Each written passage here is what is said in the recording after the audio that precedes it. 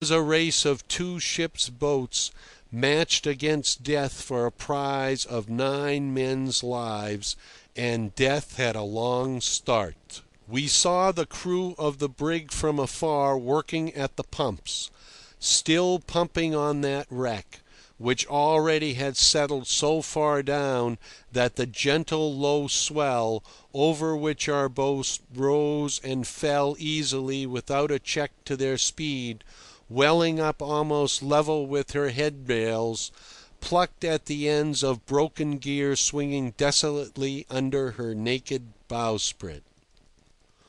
We could not, in all conscience, have picked out a better day for our regatta had we had the free choice of all the days that ever dawned upon the lonely struggles and solitary agonies of ships since the Norse rovers first steered to the westward against the run of Atlantic waves.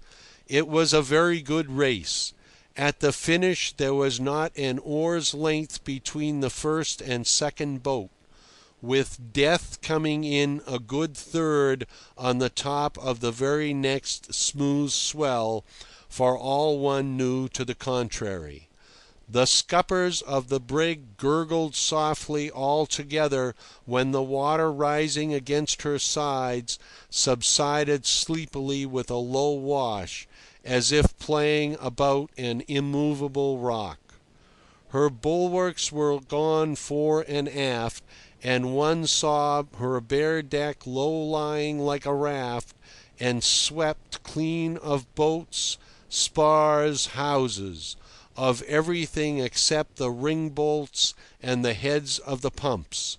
I had one dismal glimpse of it as I braced myself up to receive upon my breast the last man to leave her, the captain, who literally let himself fall into my arms. It had been a weirdly silent rescue, a rescue without a hail, without a single uttered word, without a gesture or a sign, without a conscious exchange of glances.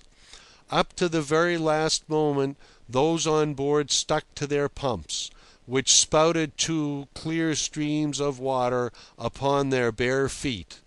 Their brown skins shone through the rents of their shirts, and the two small bunches of half-naked, tattered men went on bowing from the waist to each other in their back-breaking labour, up and down, absorbed, with no time for a glance over the shoulder at the help that was coming to them.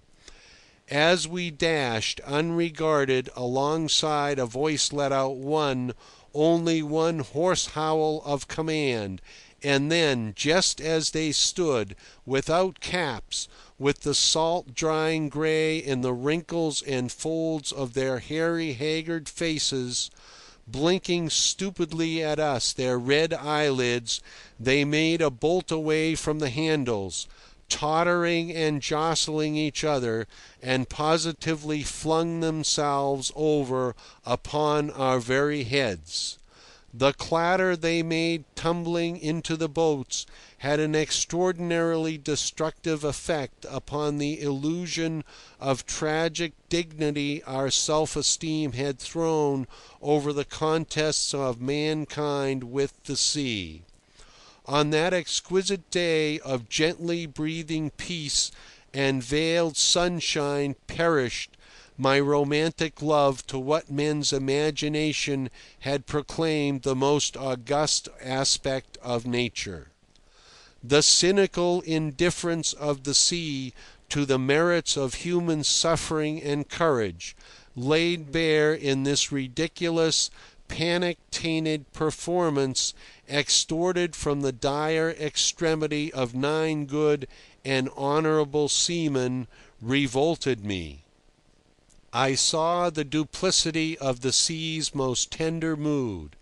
It was so because it could not help itself, but the awed respect of the early days was gone. I felt ready to smile bitterly at its enchanting charm and glare viciously at its furies. In a moment, before we shoved off, I had looked coolly at the life of my choice. Its illusions were gone, but its fascination remained. I had become a seaman at last.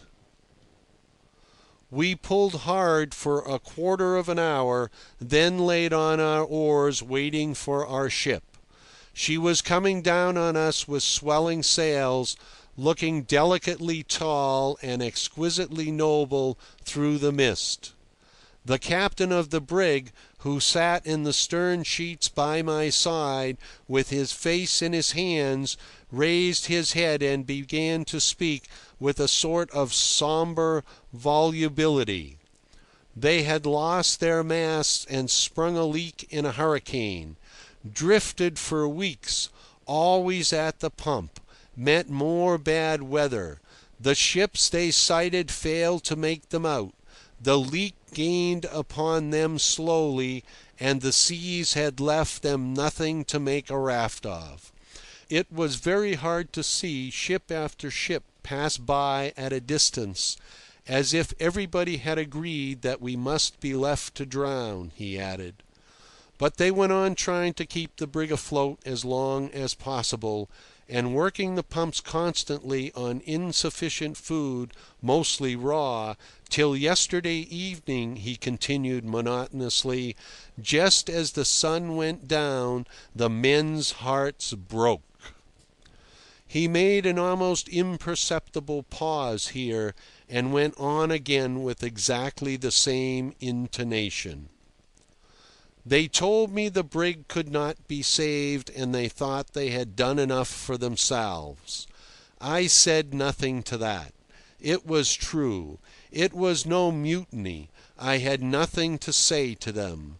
They lay about aft all night, as still as so many dead men. I did not lie down. I kept a lookout. When the first light came, I saw your ship at once. I waited for more light. The breeze began to fail on my face. Then I shouted out as loud as I was able, "Look at that ship!" But only two men got up very slowly and came to me. At first only we three stood alone for a long time, watching you coming down to us and feeling the breeze drop to a calm almost. But afterwards others, too, rose one after another, and by I had all my crew behind me. I turned round and said to them that they could see the ship was coming our way, but in this small breeze she might come too late after all unless we turned to and tried to keep the brig afloat long enough to give you time to save us all. I spoke like that to them, and then I gave the command to man the pumps. He gave the command and gave the example too by going himself to the handles. But it seems that these men did actually hang back for a moment, looking at each other dubiously before they followed him. He broke out into a most unexpected, imbecile, pathetic, nervous little giggle. Their hearts were broken so. They had been played with too long, he explained apologetically, lowering his eyes, and became silent. 25 years is a long time. A quarter of a century is a dim and distant past.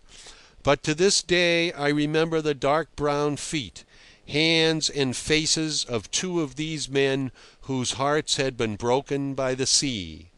They were lying very still on their sides on the bottom boards between the thwarts, curled up like dogs. My boat's crew, leaning over the looms of their oars, stared and listened as if at the play. The master of the brig looked up suddenly to ask me what day it was. They had lost the date.